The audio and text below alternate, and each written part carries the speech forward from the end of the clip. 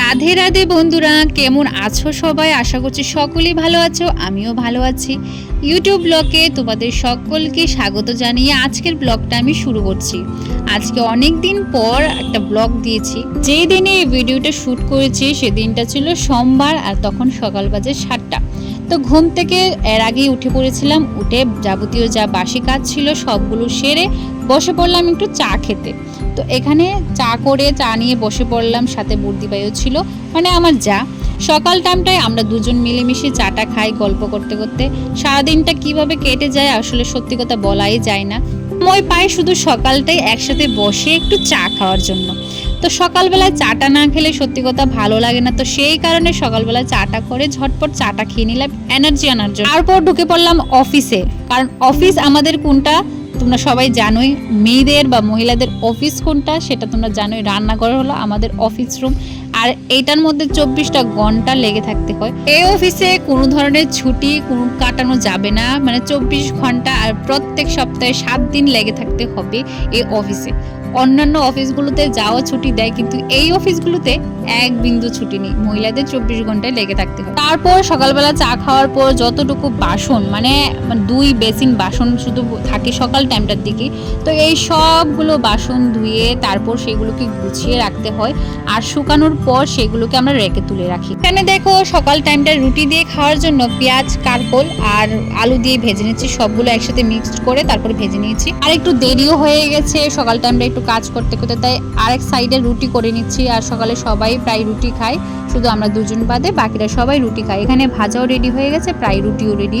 তো সবাই এখন খেয়ে দিয়ে নিল, আমি সবাইকে দিয়ে তারপর চলে আসলাম অনেকগুলো কাপড় ধুতে।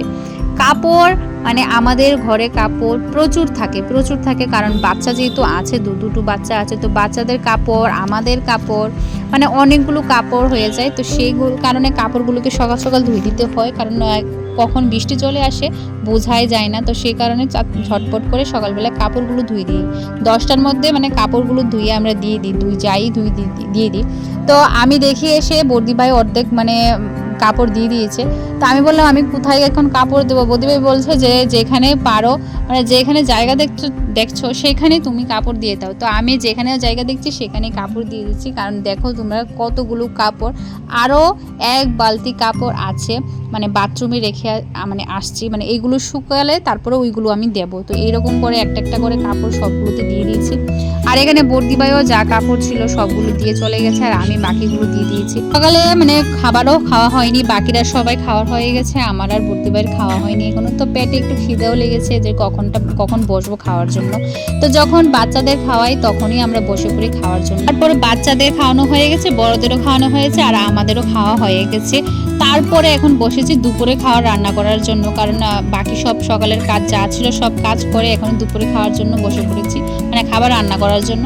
তো এখানে বসে যখন ডাল করব ভাবছি, তখন ডালগুলো এনে দেখি এখানে প্রচুর পাথর আছে ডালের মধ্যে। তো এগুলোকে বেছে ভালো করে নিচ্ছিলাম, কারণ পাথর থাকলে জানে কীরকম হয়, মুখের মধ্যে একটু বালি টাইপ লাগে, তো সেই রকম ভালো লাগে না খেতে। তো এই কারণে ভালো করে এগুলোকে বেছে নিয়েছি, প্রচুর পাথর ছিল এই ডালগুলোর মধ্যে। তো ডাল বসিয়ে চলে আসলাম, মানে কি রান্না করব সেটা ভাবতে ভাবতে ফ্রিজটা খুলে দেখি কিছুই সবজি নেই, মানে একটু একটু করে সব সবজি পড়ে আছে, একবারে মানে বেশি বেশি করে সবজি নেই। তো সেই সব সবজি কেটে তারপরে এগুলো দিয়ে একটু নিরামিষ করব। তো এখানে দেখো এখানে কিছু ডাঁটাও আছে, আর কুমড়ো, আর এখানে লাউ, তারপরে অনেক ধরনের সবজি, কাঁকরোল, পটল, এই সবগুলো দিয়ে আমি একটা নিরামিষ খেট করব।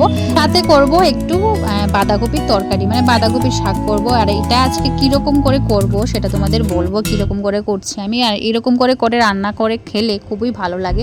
আজকে নতুন ফার্স্ট টাইম ট্রাই করেছি, সেটাও আমি কোথাও দেখিনি, মাত্র আমি মানে নিজের মাইন্ডে এসেছিল যে এটা করে দেখি কীরকম লাগে, তো সেই কারণে এরকম করে করেছি। দেখো বাঁধাকপিটা আমি কীরকম করে করছি, এখানে একটু পেঁয়াজ দিয়ে দিয়েছি, মানে তেল গরমটা করে তারপরে পেঁয়াজ দিয়ে দিয়েছি, আর এখানে দিয়েছি একটু আদা, তারপর দিয়েছি জিরে ধনে বাটা, আর একটু মরিচ বাটাও সাথে দিয়ে দিয়েছি, আর এখানে একটু লবণ, স্বাদ অনুযায়ী লবণ দেবে আর হলুদ দেবে। তারপরে এগুলোকে ভালো করে ভেজে নেবে।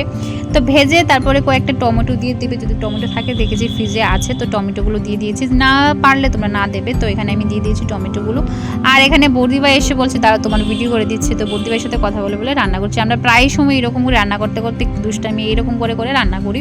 তো এখানে দেখো তারপর সবগুলো মানে যখন মশলাটা ভাজা হয়ে যাবে তখন সব বাঁধাকপিগুলো একসাথে দিয়ে দেবে এটার মধ্যে। তারপর ভালো করে ভাজা করে মানে তৈরি করে নেবে বাঁধাকপির একটা রেসিপি, এটাও খেতে খুবই ভালো লাগে, খেয়ে দেখতে পারো, তোমরা ট্রাই করে দেখতে পারো। তারপর চলে আসলাম একটু আলতা দেওয়ার জন্য, আর আলতা আমার খুব ভালো লাগে। আর বর্দিভাই ওখানে চলে এসেছে আলতা দেওয়ার জন্য, বর্দিভাই আগেই দিয়ে দিয়েছে, তারপর বলছে যে তুই দিবি, তুই দিলে দিয়ে নে একটু।